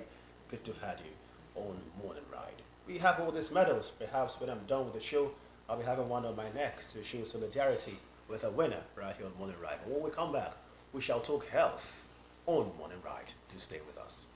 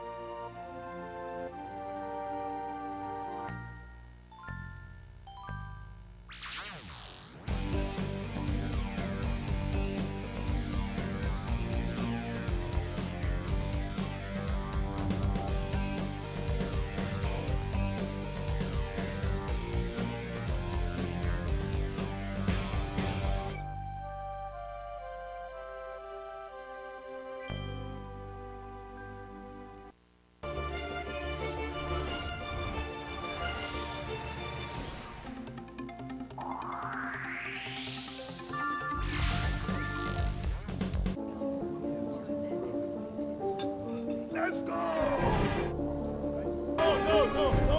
No. Let's go. If we continue like this now, where we go end? Bros, calm down. I know say, it be like see all of us the verse now. But more will not say, any damage where we they cause now, not to our own state. And when we talk about our own state, we they talk about ourselves, about our family, our fathers and mothers, our wives, brothers and sisters, even our children. If we use our own hands to scatter where we get our own, now where we go call our own again? Now truth it talk. After all, Governor Sheriff, he don't promise say go do more for Deltans. Now wetin make us come dey fight now? When see our guy dey talk so, it makes sense. You see am now. No be lie. We need peace today so that we go fit experience the more agenda. Meaningful development for all. But where there is no peace, there cannot be prosperity now. When they fight, they prosper.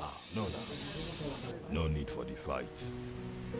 Now peace and unity. Now we want. It takes peace to experience more. Together in peace and unity, we will experience the more agenda. Brought to you by Delta State Ministry of Information.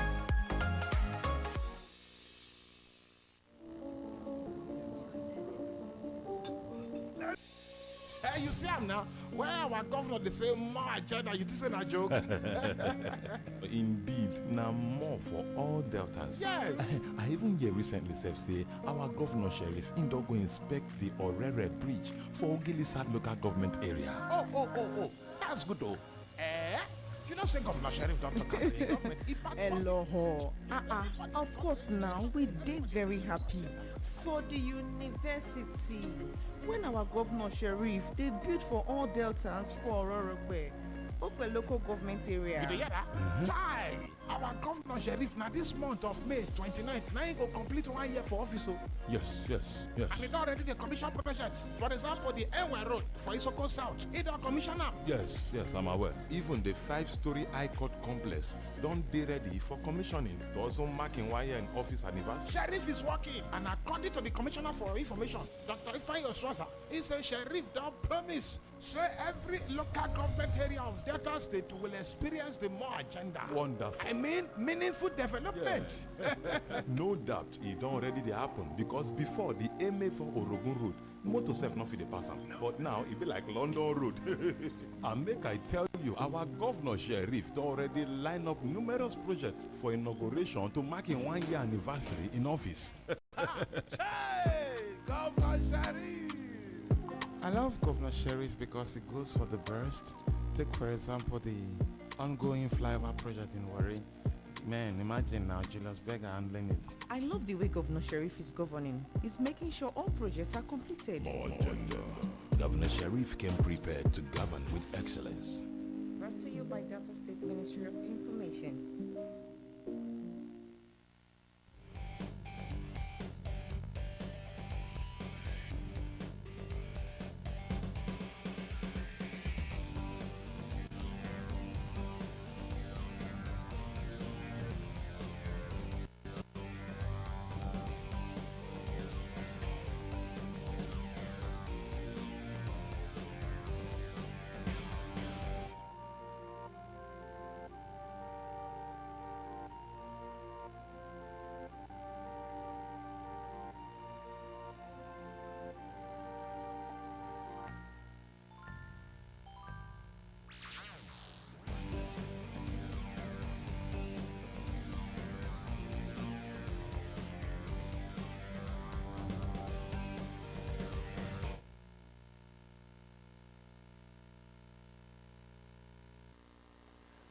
Our last spot right here on Morning Ride, Delta Television, the People's Ride.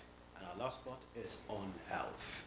One thing that really had the country talking at a particular point, and now people are calm, yet the disease hasn't lost its charm. We're talking Lassa fever, control and prevention intervention this morning. I've got with me a gentleman and lady from the Nigerian Red Cross Society, Delta State. Good to have you, gentleman and lady. Thank you. Good to have you. Joseph Unokiwedi is the Health and Care Officer, Nigerian Red Cross Society, Delta State, Nigeria. Good to have you. Good morning. And Adaugo Monye, CA Focal Person, Nigerian Red Cross, Delta State. Good to have you. Thank you. This morning, let's talk about Lassa fever. I heard about it one time, and then at some point, everybody had to calm down. Meanwhile, the ailment is still living and maybe thriving. So, straight to, I'm not going to be a gentleman, I'm going to get to Nokiwedi this morning first. What is Lassa fever, and when was the last outbreak of the epidemic? Okay, Lassa fever disease is an acute viral hemorrhagic fever disease. Okay. We say it's viral because it is caused by a virus. We also make mention of the hemorrhagic because there's usually a blood loss for the people who are victims, who are sufferers of the disease. It was first seen in 1969 in a town known as Lassa in Borno State. And so ever since then, Lassa fever has been endemic in Nigeria, meaning it happens every year. So when you ask what was the last time it happened, we just need to understand that it happens every year. So last year it happened, and it's happening this year again. So it's endemic in Nigeria, and it's one of those diseases that if not treated very well, if not attended to, if not detected on time, it can lead to death of the victim. Now, Adogo, what are the main challenges in controlling and preventing Lassa fever in our community? Okay, now one of the major problems we're having is how to get to the terrain, how to get to the community, and also community participation, community accepting the fact that this thing is here, and they have to, maintain good environmental sanitation and everything. Going to the community is one thing, risk communication is another thing in the community. Then also the community members accepting that this thing is here, and we really need to do something about it. So let me add to what Adogo just said. One of the other challenges also is cultural norms and practices. A lot of persons engage in indiscriminate waste disposal, and this thing has a way of attracting the rats to our homes. So where you see indiscriminate waste disposal, it becomes a problem because the rats will always come to those places to find food.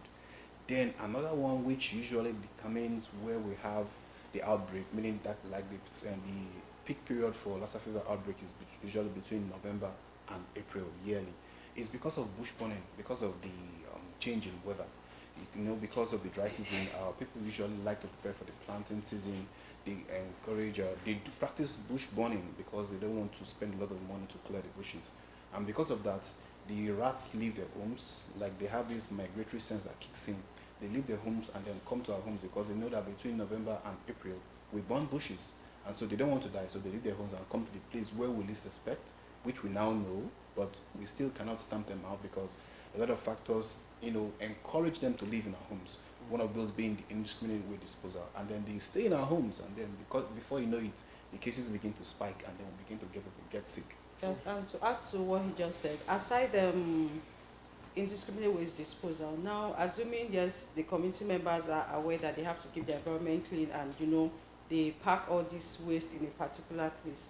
Now for the environmental or the main waste disposal office from the government to come there and then pack all those things is another problem entirely, because there's a difference between, it's a different thing cleaning your environment, packing the waste somewhere, and them coming to discard them. The more those things stay there, the more the rats will still come back to the house when you don't clear the waste entirely. Okay. Not to mention the fact that people don't encourage frequent hand washing. Not just washing with water, but with soap and running water. All thanks to COVID-19, we created a lot of awareness. People got to know the importance of hand washing, but I think that practice is fast dwindling, and we need to resurrect that practice again because it's going to help us. Okay. Now, could you explain the current strategies being employed to detect and respond to Lassa fever and the outbreaks? I'm sorry, can you come again? Could you explain some of the current strategies being employed? Okay, yes. The strategies being employed are not so different from risk communication and community engagement. It's a tool used to tell the people in the communities, institutions, like everybody, that there is a prevalence of Lassa fever disease in the communities, and that there is need for everybody to get involved to see how to contribute to stamping out that disease, and then see how to discourage transmission of the disease from one person to another. We also have the employment of active case search, which is a pillar of surveillance. We used to look out for persons who are showing signs that are likened to Lassa fever disease, and then we take them for tests. So testing is also another part of checking for Lassa fever disease. We do testings using polymerase chain reactions, one of the testings that are usually done.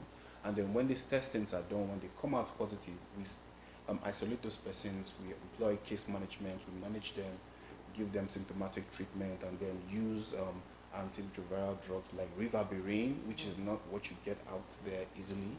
It has to be prescribed, and then there have to be some factors that are considered before they are given to persons who are Lassa fever positively confirmed.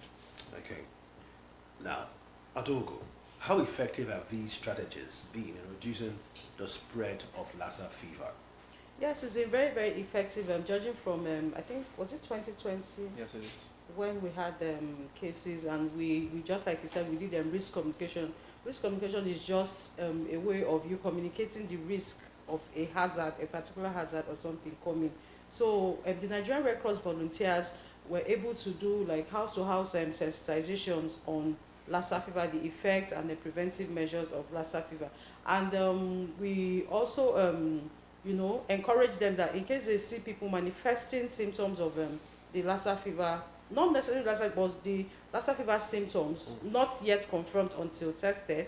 So if they see people, they ask their community members if maybe their neighbors are exhibiting those kind of symptoms, they report back, and we do a follow-up.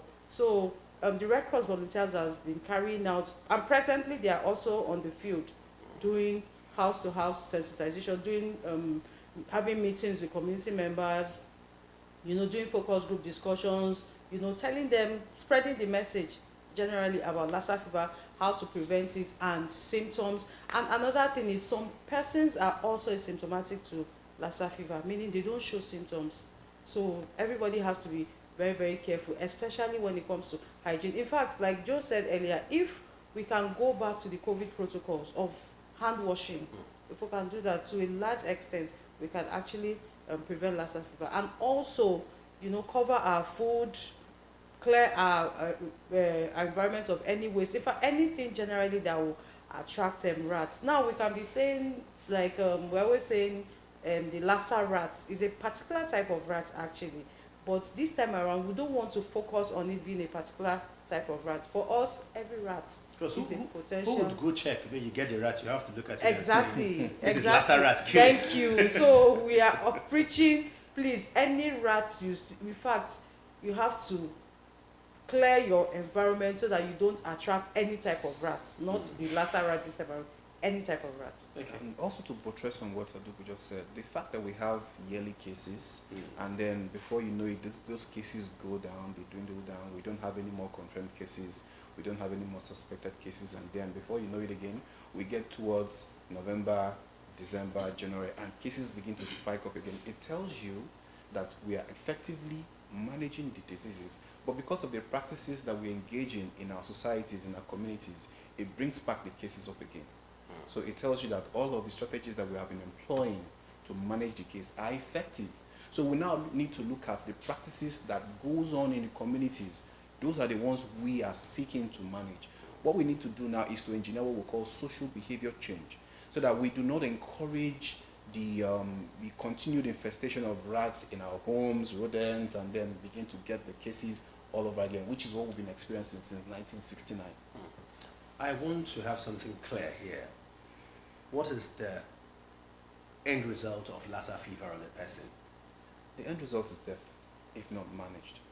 And that can happen between the point of infection or exposure to the virus, and 2 weeks afterwards, death can happen. 2 weeks? All things being equal. It can happen. That's the incubation period? That is the period for which it can happen. Okay, so you heard that 2 weeks it takes before you die if you have Lassa fever. I don't want to even paint the words, so say before you pass. So as clear as that, before you die, if you have Lassa fever. That's why you have to not let any rat at all. Rappers hate snitches and rats are snitches, so kill those rats and keep your environment clean. Let's get to Adolgo now. How can communities be better engaged in Lassa fever prevention efforts? Okay, first thing, like I said earlier, the Red Cross volunteers, we go to the communities and talk to them, sensitize them about the Lassa fever. Now, for them as the community members, there's what we call a community engagement in the Red Cross. It's all about engaging the community, making sure they own a particular program in their community. And what is owning that particular program? Organizing an environmental sanitation in the environment, teaching them, making them also, not just us passing the message to them, they should also pass the message to their children, you know, people around the religious group, everywhere. Everybody needs to know about Lassa fever and how to prevent it. And we won't stop, and the communities will not stop until we see a certain level of behavioral change. In fact, even if we see a certain level of behavioral change, we'll still continue, because the thing is, the more you sensitize people and make sure they practice those things, the more they get used to it, and it becomes a way of life for them. So that is just what the Red Cross does. Okay, Odua, this is a community thing now. How about individuals? What can they do to fight? Individually, we know that the Red Cross cannot get all of the work done, so we are counting on communities, we're counting on families, we're counting on people in these families to help us disseminate the message. So you out there who is listening and watching us right now, this message is for you. You are also an ambassador of the Red Cross, because Red Cross is for everybody. You are also an ambassador of elimination of Lassa fever disease in our community. So we are asking you to please take the message to everybody, be it in your house, in your schools, in the public places. Sensitize people, because we need people to understand that the prevalence of Lassa fever disease amongst us is not a good news. People die from that. Like, we've had 5 confirmed cases in Delta State and 2 deaths confirmed. One in Ndukwa East local government, that is in Abo, and then one in Obe local government, that is at Osubi. And it tells you that once people have contact, once people get infected and then they have contact, the rate at which the disease spreads is so strong that you cannot track. So that's why we need to engage everybody. Like, please go spread the news, and please discourage physical contact as much as possible as you can. The worst thing there is, like has been said by Adugo, 80% of people who get the virus are asymptomatic. They do not show any signs whatsoever, no clinical manifestation, and there is no telling who it is. So it is best for us to ensure that we encourage physical distancing, but still maintaining social relations, because those persons who are infected need that social attention to help them pass through the period of disease. Well, are there symptoms of Lassa fever for those who are not Sure. symptomatic? There are symptoms. Firstly, you see people, they get fever, they get sore throat, they get vomiting, nausea, even malaise, that's general feeling of unwellness. Now, when it gets very critical, you see them have facial swelling and then bleeding from the ears, mouth, nose, like generally from all the orifices. When I mean orifices, I mean openings in the body. So those are the symptoms that you're going to see for persons who have Lassa fever disease. Okay. Now, let's know what people should do if they notice someone around them having Lassa fever. What do they expect to do? Now, they are expected. Okay, one of the things the Red Cross volunteers are doing is, as they're sensitizing, they are dropping numbers that you have to call in case you see anybody manifesting the Lassa symptoms. So we encourage them. We have our hotline numbers, the Red Cross hotline numbers. We have the DSNO's numbers. We have the state epidemiologist numbers. So we drop all those numbers for them. If you see anybody manifesting these symptoms, please call these numbers immediately and encourage them to isolate the person. Not just isolating the person, people around them too, because you don't know who would have contacted this. So we encourage them, tell them to don't move around. They should stay in one place, and if possible, help them. Get help from family members, probably who will be bringing them food. Because don't forget that the more you have physical contact with people and you have the virus, you are spreading it. So we have to reduce that, curtail that spread. So we encourage them to stay in a place, get family members to help them somehow from a distance. You understand? So with that, I feel... You want to add something to that? Yes, let me add something to what we just said. It's been known that early detection of the disease is the key to managing persons who have it. So we want to encourage you, if you see anybody showing any of the signs and symptoms that we mentioned, please advise them to go to a health facility or raise the alarm. You can call the local government, DSNO, you can report to any of the nearest health facility. Because if you don't, the longer it takes for us to respond to such persons, the more likely we may not be able to help them. So don't forget, early detection is key. When you see anybody showing any signs of Lassa fever, please encourage them to reach out to the nearest health facility because they need help as soon as possible. How can we now raise awareness and promote, the preventive measures that concerns Lassa fever? So the thing is, we have IEC materials that we share to... What do you call it? IEC, educational materials, okay. Where we have graphics of the symptoms of Lassa fever. Okay, let me use the word an illiterate. When you see a drawing of somebody showing up with vomit coming out and everything, you know that yes, this person is ill. You understand? Then we have the one of probably the swollen faces and blood coming out from the ear, the nose, and everything. You will know that when you see somebody like this, it's likely to be one of the symptoms of Lassa fever. So we have IEC materials that we share to the communities for those who cannot read and write. Then we also have them written, and I think we've started the radio jingles. I don't know if we've started having. Yes, about to. Yes, we are about to start it. And also what we are doing here too is also trying to create awareness. And we know that for DBS, the locals, they we try our best to maintain this relationship with the Red Cross so we can promote healthy living and save the Red lives. Cross is really appreciative of the fact that DBS has given us that platform to reach out to the people. Because if we do not carry out mass media sensitizations, there's no telling how many persons we would have not been able to get to if we did not have this platform. So aside this, we also have house-to-house sensitizations, and that's what our volunteers are going to be embarking on for the next 2 to 3 months. They're going to be going from house to house, educating people about Lassa fever disease, and also carrying out active case search for persons who are going to be displaying most of the signs and symptoms that we mentioned. They're going to go to churches, to schools, to institutions, public places, marketplaces, and the hinterlands, like to the suburban areas, because those are places where we have spiking cases of Lassa fever disease. So let's not forget that this needs everybody to be on deck. The government has a role to play. The people have a role to play. The mass media people, like DBS and all the media houses, they all have a role to play. And Red Cross is also partnering with the agency and other organizations to ensure that we bring everybody to the table and then have a concerted effort to ensure we stop out Lassa fever disease. Okay, a clean environment, very clean environment, consciousness also, and having a very good self-hygiene, personal hygiene, would indeed save you from Lassa fever.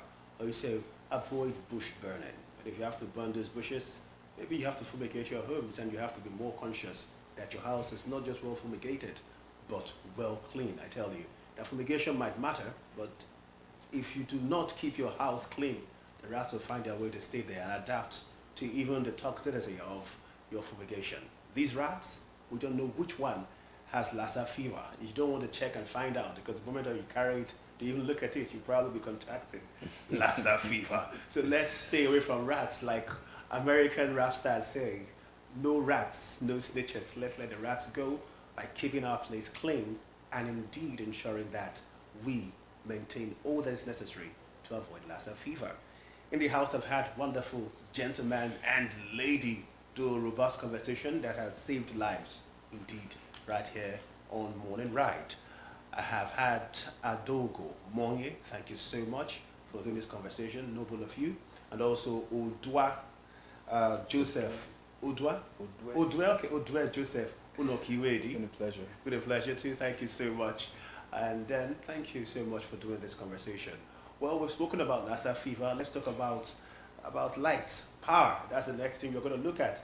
I hear that the NLC and TUC, they are picketing around the BDC office, ensuring that we have power, and power at a very affordable rate. That's the next spot we're going to look at. But from me on Morning Ride, my name is Francis Ofudwe. Thanking you for being part of the program. Good morning, goodbye, and check this out. The picketing of NLC and TUC members at BDC.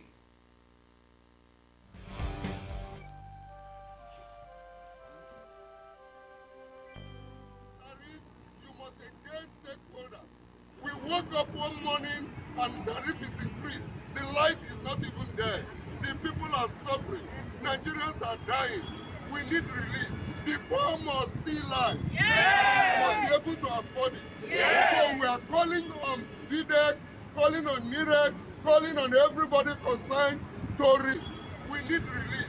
The poor must see light. Yes! Must be able to afford it. Yes! So we are calling on BDEC, calling on NIREC, calling on everybody concerned to reverse to what it used to be. Yes. Then we can talk.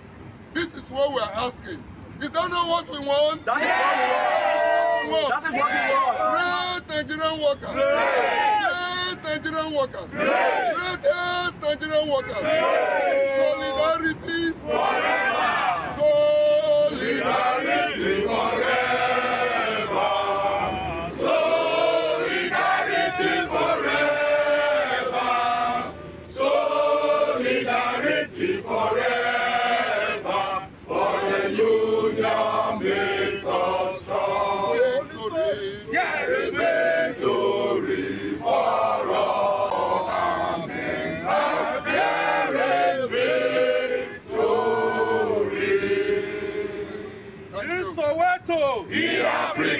Soweto, in Africa, in Soweto, Luta, continua. Thank you very much.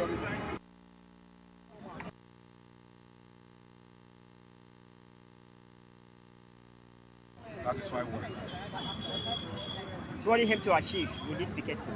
Okay, the idea is for them to be aware that the labor is not happy with the increase in tariff, that they should reverse to the old one, and also to make provision for prepaid meter and good services to the people, because the people are suffering, our workers are suffering. Increase in tariff and no increase in wage. I think that's why we're here. Thank you. Yes. Today, Labour, that being TUC and NLC, registering their displeasure over the hike of the electricity tariff from 65 naira per kilowatt to 225 naira per kilowatt, which is to consider outrageous. Considering the Nigerian economy today, with the hike in price of everything, increasing tariff of electricity at this particular time, I think is not too favorable to Nigerian masses. That is the reason we decided to be here to picket BEDC office in Asaba, and this thing is happening nationwide. In other states, we do the same thing, even in FCT. All right. Thank you very much.